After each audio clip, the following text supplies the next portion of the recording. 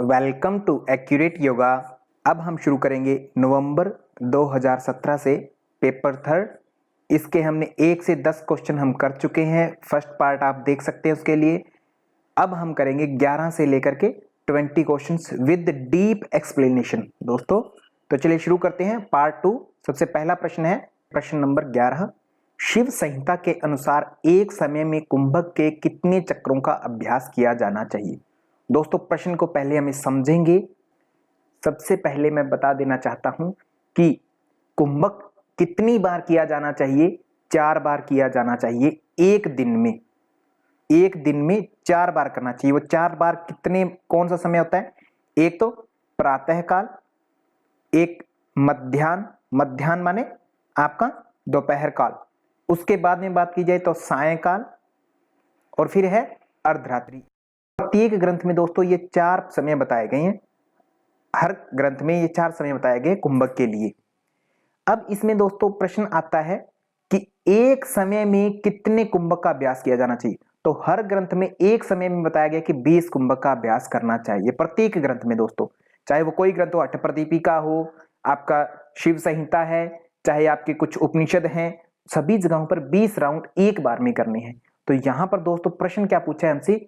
एक समय पूछा है। एक समय माने कोई भी हो सकता है, वो प्रातः काल हो सकता है, दोपहर हो सकता है, साय हो सकता है, अर्धरात्रि। एक समय में तो कितनी बार करेंगे? 20 बार। तो ऑप्शन हमारा एक इसका ट्रू हो जाएगा, राइट आंसर होगा।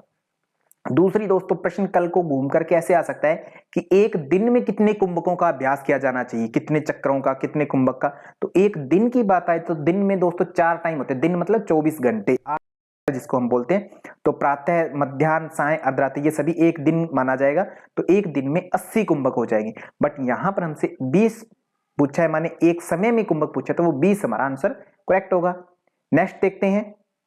पहले इसको साफ कर देते हैं ताकि आपको अच्छे समझ में आए। नेक्स्ट है 12th नंबर प्रश्न।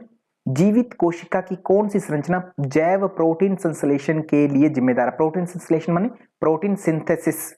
Protein synthesis. तो दोस्तों ये इसका प्रश्न आपको अच्छे से पता होना चाहिए। सबसे पहले हम डीप डिस्कस करते हैं। माइटोकॉन्ड्रिया, ये आपको पता है, the powerhouse of cell. Powerhouse of cell बोलते हैं इसको, या पावर हाउस बोल देते हैं, माने ऊर्जा घर। ऊर्जा घर, कोशिका का ऊर्जा घर किसे कहा गया? माइटोकॉन्ड्रिया को। दोस्तों ये ध्यान रखेंगे। लाइसोसोम, लाइसोसोम को क्या बोलते हैं? सुसाइड बैग बोलते हैं। सुसाइड बैग बोल देते हैं। इसके बाद में है आपका राइबोसोम। राइबोसोम को क्या बोलते हैं? राइबोसोम है, राइबोसोम जो होते हैं आरएनए से मिलकर बने होते हैं। राइबो न्यूक्लिक एसिड, माने ये क्या होते हैं? अमीनो अम्ल्स इसमें रहता है, माने प्रोटीन इनमें रहता है। पूरी कोशिका का लगभग 60% प्रोटीन जो होता है इन्हीं में रहता है। इनको हम प्रोटीन फैक्ट्री भी बोलते हैं, माने प्रोटीन सिंथेसिस के लिए जिम्मेदार जो होते हैं उनको कौन बोलते हैं? राइबोसोम। प्रोटीन फैक्ट्री भी बोला जाता है दोस्तों। तो ये ध्यान रखेंगे। तो हमारा इस हिसाब से हमारा जो इस प्रश्न का उत्तर है, प्रोटीन संश्लेषण पूछा था, तो राइबोसोम हमारा एक्यूरेट जो है आंसर हो जाएगा। कितना परसेंट प्रोटीन रहता है? 60%। प्रोटीन फैक्ट्री भी बोलते हैं दोस्तों, ये ध्यान रखें। और गोल्गी एपेरेटस को क्या बोलते हैं? ये होते हैं वाहक। किसके वाहक? जो भी आपकी रेटिकुलम जो बनाती है, या अंदर के कोई वेस्ट प्रोडक्ट होता है सेल के अंदर, तो उसको सेल की मेम्ब्रेन तक बाहर ले जाकर के छोड़ते हैं, माने वाहन का काम करते हैं। तो गोल्गी एपेरेटस वाहन का काम करते हैं। तो इस प्रकार से हमारा इस प्रश्न का जो उत्तर होना चाहिए वो होगा ऑप्शन नंबर 4, एक्यूरेट आंसर हो जाएगा। ये ध्यान रखेंगे दोस्तों। नेक्स्ट है 13 नंबर प्रश्न। इसमें अगर बात की जाए तो छोटे बच्चों में विटामिन डी की कमी से होने वाली बीमारी, विटामिन डी की कमी से पूछा है दोस्तों। तो विटामिन डी की कमी से सभी बीमारियां लगभग विटामिन डी की कमी से यहां दिखाई दे रही है, परंतु इसमें आप ध्यान देंगे छोटे बच्चों से पूछा है दोस्तों। तो छोटे बच्चों में क्या होता है? रिकेट्स नामक डिजीज होते हैं, जिसमें उनके पैर जो होते हैं वो होते हैं, घुटने मिलने लगते हैं, जंघाएं बाहर की तरफ निकल जाती है, माने नी बोक नी, नोक नी जो होती है, नोक नी नामक डिजीज हो जाती है इसमें, रिकेट्स में। तो हड्डियां कमजोर हो जाती है बच्चों में। बच्चों की बीमारी ऑप्शन नंबर 1 हमारा आंसर इसका राइट हो जाएगा। अब बाकी की बीमारियों में डिस्कस कर लेते हैं। ये भी विटामिन डी की कमी से होती है, बट ऑस्टियोमलेशिया जो होती है वो किस में होती है? अडल्ट्स में होती है, माने जो बड़े लोग होते हैं, जो हम हैं जवान लोग होते हैं, इनमें क्या होती है? इनमें ऑस्टियोमलेशिया होता है विटामिन डी की कमी से, कैल्शियम की कमी से भी, और ऑस्टियोपोरोसिस जो होती है इसमें क्या होता है, हड्डी में पोर्स हो जाते हैं दोस्तों, छिद्र हो जाते हैं हड्डी में, ये किसमें होती है, बूढ़ों में होती है, माने ओल्ड एज में जाकर के विटामिन डी की कमी से ऑस्टियोपोरोसिस हो जाती है, तो ये ध्यान रखेंगे दोस्तों। इसके बाद करते हैं 14 नंबर प्रश्न, असामान्य व्यवहार, असामान्य व्यक्ति के व्यवहार का अध्ययन क्या कहलाता है, तो ये दोस्तों ये है मनोविश्लेषणक, माने साइको एनालिसिस। तो साइको एनालिसिस थ्योरी किसने दी थी, सिगमंड फ्राइड ने दी थी, सिगमंड फ्राइड ने। उन्होंने ये कहा था कि बच्चे का जो मन होता है या व्यक्ति का जो माइंड होता है उसमें जो भी दबे कुचले विचार जो वो पूरी नहीं कर पाता है, चाहे वो दबे हुई अवस्था में रह जाते हैं, जिसके कारण उसका व्यवहार प्रदर्शित होता है, वह अब नॉर्मल बिहेव कर सकता है या नॉर्मल कर सकता है, कि जैसा भी उसके दबे कुचले जितने विचार होंगे तो वैसा व्यवहार करे, माने साइको एनालिसिस थ्योरी दी थी सिगमंड फ्राइड ने। कल को ये प्रश्न भी पूछा जा सकता है कि सिगमंड फ्राइड की थ्योरी का क्या नाम है, मनोविश्लेषणवाद अथवा साइको एनालिसिस थ्योरी। तो ये किसके लिए अध्ययन करती है, असामान्य व्यक्ति के व्यवहार, असामान्य, ये भी ध्यान रखें दोस्तों, अब नॉर्मल बिहेवियर के लिए बताया था इन्होंने। नेक्स्ट देखते हैं 15 नंबर प्रश्न। 15 की अगर बात की जाए तो बात की है विश्व स्वास्थ्य संगठन के अनुसार स्वास्थ्य की परिभाषा, विश्व स्वास्थ्य संगठन के अनुसार स्वास्थ्य की परिभाषा क्या है, health is a state of complete physical, mental and social wellbeing, not merely the absence of any disease और इन्फर्मिटी। यही परिभाषा है दोस्तों। 7 अप्रैल 1948, 7 अप्रैल 1948 में ये परिभाषा पब्लिश हुई थी दोस्तों, कॉन्फ्रेंस के द्वारा ये पब्लिश की गई थी।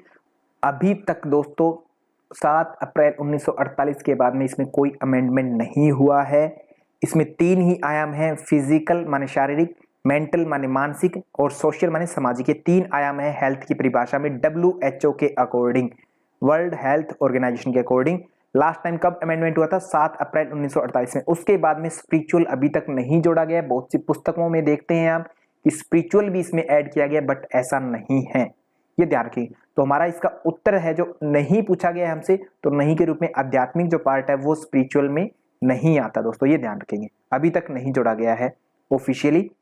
आध्यात्मिक पार्ट के लिए WHO ये कहता है क्योंकि अध्यात्म माने जो भगवान आदि हैं, सभी के धर्म अलग अलग हैं, सभी की आध्यात्मिक मान्यताएं अलग अलग है। बहुत से लोग आध्यात्मिक मूर्ति पूजा करके आध्यात्मिक कहलाते हैं, बहुत से लोग किसी अन्य तरीके से पूजा करते हैं तब आध्यात्मिक कहलाते हैं, बहुत से लोग अपने अलग अलग धर्म में किसी वायु जल आदि की पूजा करते हैं तब वो आध्यात्मिक कहलाते हैं, बहुत से लोग पिरामिड्स की पूजा करते हैं तब वो आध्यात्मिक कहलाते हैं। माने आध्यात्मिक जो है एक लेवल अलग है जिसको हम मेजर नहीं कर सकते, तो इसे WHO ने हेल्थ की परिभाषा में नहीं रखा है।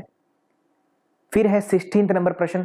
16 की बात करें तो आयुर्वेद की परिभाषा में आयु के किस आयाम का उल्लेख नहीं किया गया है, तो आयु का कौन सा आयाम उल्लेख नहीं किया क्या गया है आयुर्वेद की। जब आप परिभाषा देखते हैं हिता हितम अहितम आयु, सुखम दुखम आयु, इस प्रकार से जो श्लोक है उसमें देखते हैं तो हित आयु और अहित आयु बिल्कुल बताई गई है, सुख आयु और दुख आयु इसका भी वर्णन किया गया है।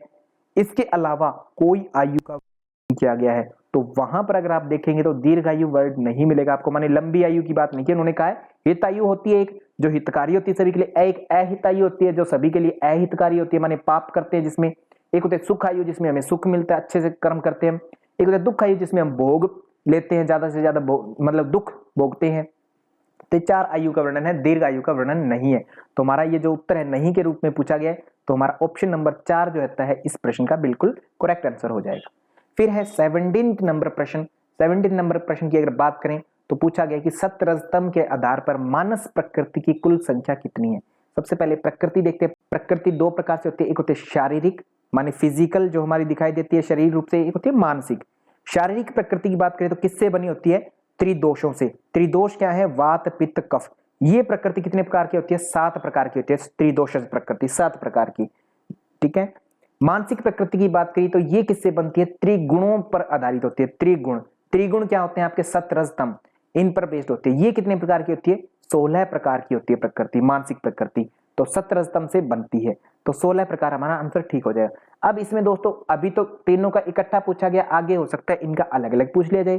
तब अलग अलग की बात की जाए तो अलग अलग प्रकृति जो होती है, सात्विक प्रकृति, सात्विक आधारित जो होती है वो कितनी होती है, 7 प्रकार की होती है। फिर होती है राजसिक, रजगुण पर आधारित जो प्रकृति होती है, राजसिक प्रकृतियां जो होती है वो कितनी बताई गई है, 6 प्रकृति बताई गई है। होती है तामसिक, तामसिक प्रकृति जो बताई गई है, तामसिक गुण पर आधारित, तमोगुणी आधारित, वो बताई गई आपकी 3 प्रकृति। तो इस प्रकार से आप देखते हैं 16 प्रकृतियां आपकी टोटल है, जो आपकी 16 प्रकृतियां बताई गई है। तो अधिक जानकारी के लिए आप डिटेल में पढ़ सकते हैं। तो 16 इसका आंसर हमारा एक्यूरेट आंसर हो जाएगा दोस्तों।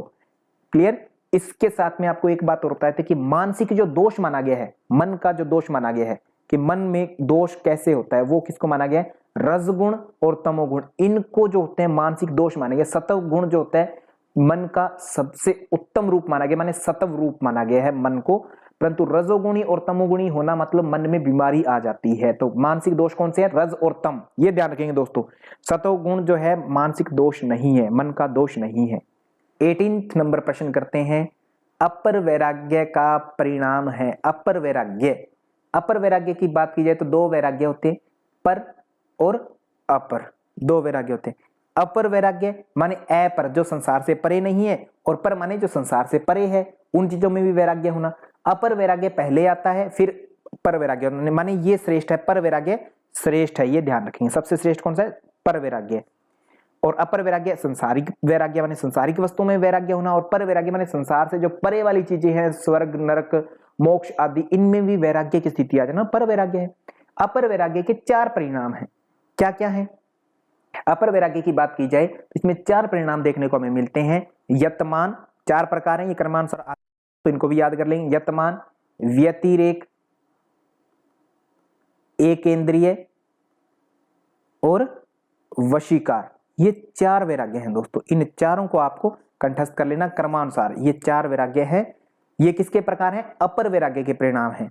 तो अपर वैराग्य जो होता है वो कब होता है, अपर वैराग्य होता है संप्रज्ञात समाधि की स्टेट में। जब आपके संप्रज्ञात समाधि घटित हो जाती है तो आप में संसारिक वैराग्य जो होता है, अपर वैराग्य घटित हो जाता है। दृष्टानुसर्ग वितृष्णस्य वशीकार संज्ञा वैराग्य, माने देखे और सुने हुए चीजों में जब वैराग्य होता है तो संप्रज्ञात समाधि प्रकट होती है, अपर वैराग्य आ जाता है। अपर वैराग्य का सूत्र अगर देखें वशीकार वैराग्य का, तो पहले अध्याय का 15वां सूत्र है। इसके आगे नेक्स्ट सूत्र जब हम देखते हैं पहले अध्याय का 16वां सूत्र, तो वहां पर हमें देखने को मिलता है तत्परम पुरुष ख्यातिर गुण वैतृष्ण्यम, माने सभी गुणों में, प्रकृति के तीनों गुणों में वैराग्य होने पर जो वैराग्य होता है वो कौन सा है, पर वैराग्य, माने सबसे श्रेष्ठ वैराग्य है। श्रेष्ठ वैराग्य पर वैराग्य है। तो इस प्रकार से ये वैराग्य है। ये कब होता है, ये असंप्रज्ञात की स्टेट में होते हैं, माने निर्बीज समाधि हो जाती है संप्रज्ञात में। और अपर वैराग्य से क्या होता है, संप्रज्ञात समाधि हो जाती है। तो हमारा आंसर जो होता है 2 हो जाएगा यहाँ पर। फिर बात करते हैं 19 नंबर प्रश्न की। तो 19 नंबर अगर प्रश्न हम देखें तो यहाँ पर हमें प्रश्न दिया गया है, व्योम चक्कर किसका समानार्थी है। व्योम चक्कर किसका समानार्थी है, किसमें मेल जोल खाता है। ये कहाँ का प्रश्न है, हठ प्रदीपिका में भी ये सेम मिलता है हमें, और हठ रत्नावली में भी ये बात देखने को हमें मिलती है। व्योम चक्कर कहा गया है खेचरी मुद्रा को। दोस्तों ये ध्यान रखेंगे, खेचरी मुद्रा को व्योम चक्कर कहा गया है। इसमें आपको क्लियर होना चाहिए, काफी इंपॉर्टेंट प्रश्न है, इन फ्यूचर फिर से आ सकता है। इसके साथ में आपसे एक प्रश्न लिख देता हूं मैं यहाँ पर, वो मैं आपको उत्तर नहीं दूंगा, आप ही मुझे कमेंट कहेंगे मध्य चक्कर किसे कहा गया है। यूट्यूब पर अगर आप वीडियो देख रहे हैं तो वहां पर नीचे कमेंट बॉक्स में कमेंट लिख देंगे मध्य चक्कर किसे कहा गया है, किसके अनुसार, हठ प्रदीपिका के अनुसार किसे कहा गया है मध्य। तो शुरू हो जाइए, मैं समझ जाऊंगा कि आप वीडियो अच्छे से देख रहे हैं अगर आपने आंसर दिया है तो। चलिए नेक्स्ट देखते हैं इस पार्ट का अंतिम प्रश्न। किसी भी शिक्षक के लिए मौखिक और गैर मौखिक अभिव्यक्तियां किसके 2 घटक हैं, किसके 2 घटक हो सकते हैं। तो यहां पर दोस्तों आपको ये ध्यान देना होगा कि अब ये प्रश्न जो है इंग्लिश में अगर आप करेंगे तो आसानी से कर पाएंगे, इसको हिंदी में आपके लिए टिपिकल हो जाएगा। तो सबसे पहले आपको इंग्लिश में दिखा देते हैं। 20th प्रश्न जब हम इंग्लिश में करते हैं तो for a teacher verbal and non verbal expressions are the 2 components of, किसके होंगे, वर्बल एंड नॉन वर्बल। क्या होता है, कम्युनिकेशन होती है, ऑब्वियस सी बात है। कॉन्फिडेंस के 2 प्रकार थोड़ी होते हैं, वर्बल और नॉन वर्बल। पेशेंस भी नहीं होता, एम्पैथी भी नहीं होती। तो होता क्या है, कम्युनिकेशन 2 प्रकार से होता है, एक वर्बल जो हम बोल करके वर्ड्स के साथ, एक नॉन वर्बल जिसमें हम इशारे चिन्ह आदि का प्रयोग करते हैं, वो नॉन वर्बल होता है। तुम्हारा ऑप्शन नंबर 2 होगा। और इसी के आधार पर अब हम हिंदी में जाकर के इसका प्रश्न का उत्तर इजी दे सकते हैं, जहां पर इसको क्या कहा गया, संप्रेषण, संप्रेषण। तो ये दोस्तों इंग्लिश में आप कर सकते हैं, उत्तर आपको मिल गया है। इंग्लिश में देखने के बाद में हमें ये समझ में आया कि हमारा प्रश्न का जो उत्तर है इसका कौन सा होगा, संप्रेषण, माने ऑप्शन नंबर 2 यहाँ पर। तो जो प्रश्न आपको टिपिकल लगे उनको आप इंग्लिश में देख सकते हैं और फिर हिंदी में कर सकते हैं, तो आप इजी से आंसर दे सकते हैं। बट ध्यान रहे एग्जाम के टाइम में प्रत्येक प्रश्न को इंग्लिश में मत करिए, क्योंकि इससे आपका टाइम भी वेस्ट होता है। तो इस प्रकार दोस्तों आपके 11 से लेकर के 20 क्वेश्चन कंप्लीट हुए। यह पार्ट 2 था। नवंबर 2017 के हमने पेपर 3 के 11 से 20 क्वेश्चन किए। अगर आपको वीडियो पसंद आई हो तो आप शेयर कर सकते हैं, लाइक कर सकते हैं। अगर कोई क्वेश्चन रह गया हो तो आप कमेंट कर सकते हैं।